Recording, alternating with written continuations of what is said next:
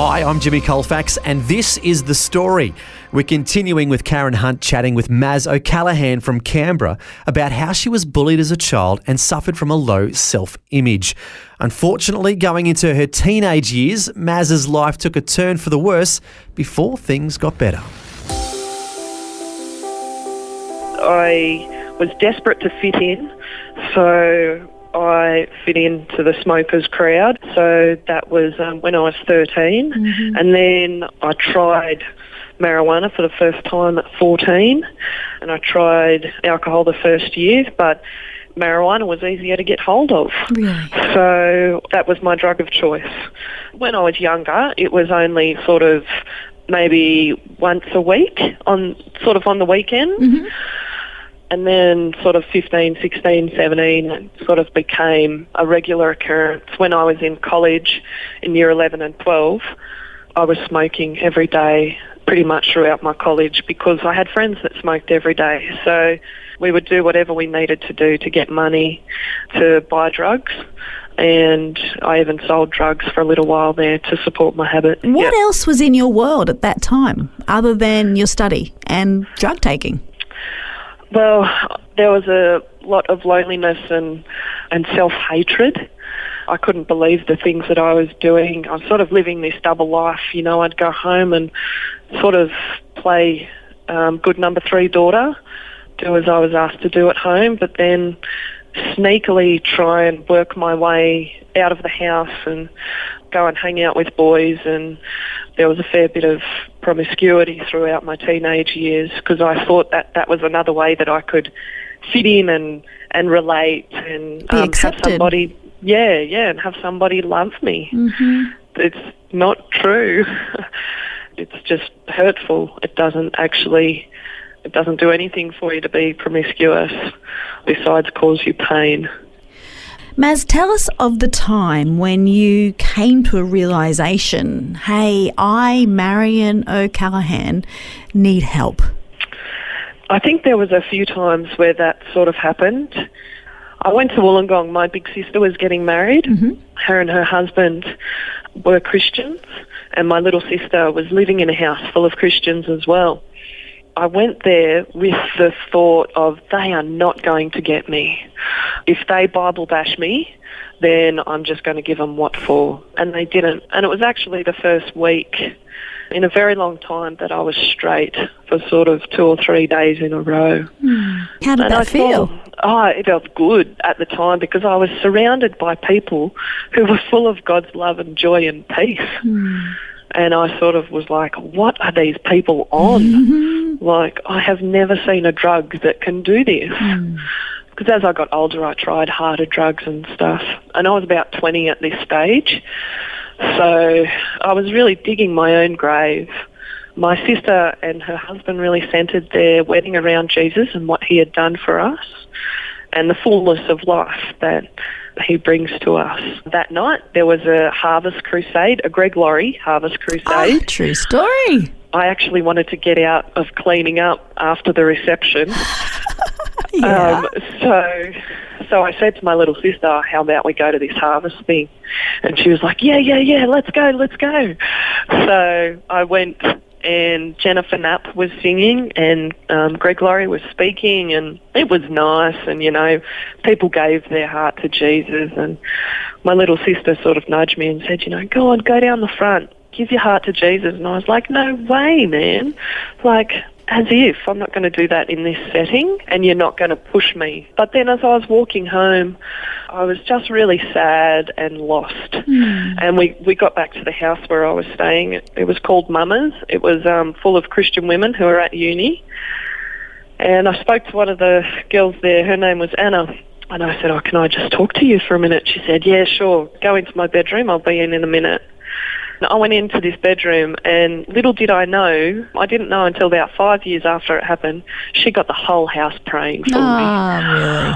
Everybody was in the lounge room praying for me. And she came in and she said, you know, what's up? And I said, I feel really sad and lonely and like I'm digging my own grave, and I see you guys and you're so happy and joyful and you're loving life.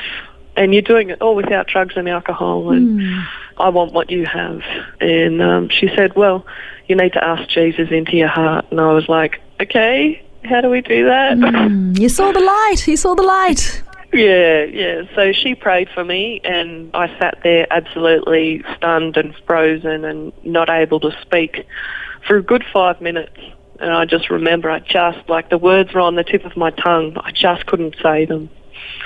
But God knew what was going on in my heart. I gave my heart to the Lord that night, and she challenged me. She said, I think you need to tell somebody about this. And I was like, no way. No way, because I didn't want to disappoint anybody, because part of my people-pleasing, I hate disappointing people.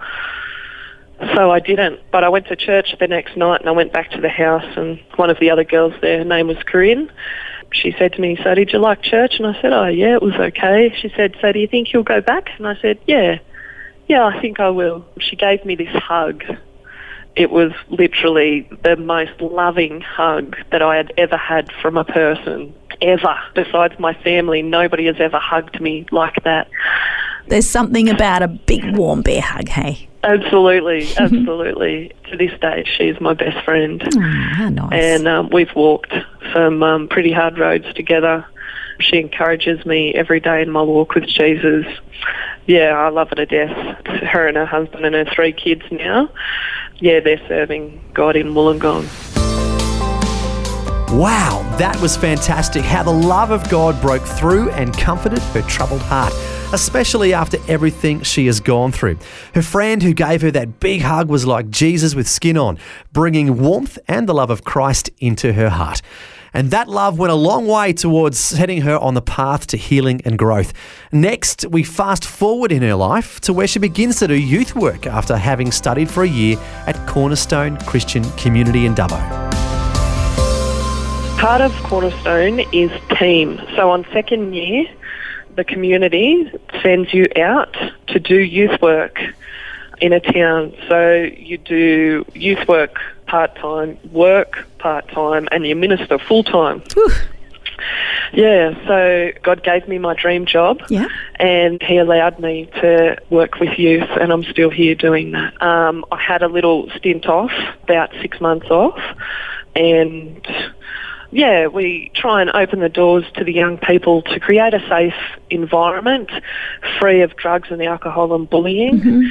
Just create a place where young people can come and socialise with their friends and know that there's somebody to have a chat with if they need to talk about something. There's always something to eat. If you've got teenagers, you've got to have food. Yeah, that helps. And on Friday nights, I'm actually really enjoying having a family meal together. So Friday night, we're open until 9 o'clock. And we cook a main meal and sit around a table, and there can be 4 of us, there can be 20 of us. But we say grace together, and we sit and we have a family meal. For some of these young people, it's the only time they sit around a dinner table. And it's so beautiful to watch them interact with each other and, use their manners and be grateful for the meal that has been cooked for them and go back for seconds and thirds and fourths and eat all their vegetables. And, yeah, just the joy and the privilege that brings to my heart. I just am very grateful to be able to spend time with those young people. And you're obviously very passionate about what you're doing, and I think that is absolute testimony to your own story and identifying with these young people in their current walk in life. Honey, can you share with us just about your own healing journey? Sure. A couple of years ago, I heard Bronwyn Healy from the Hope Foundation interviewed, and I thought, there's an amazing woman with an amazing story.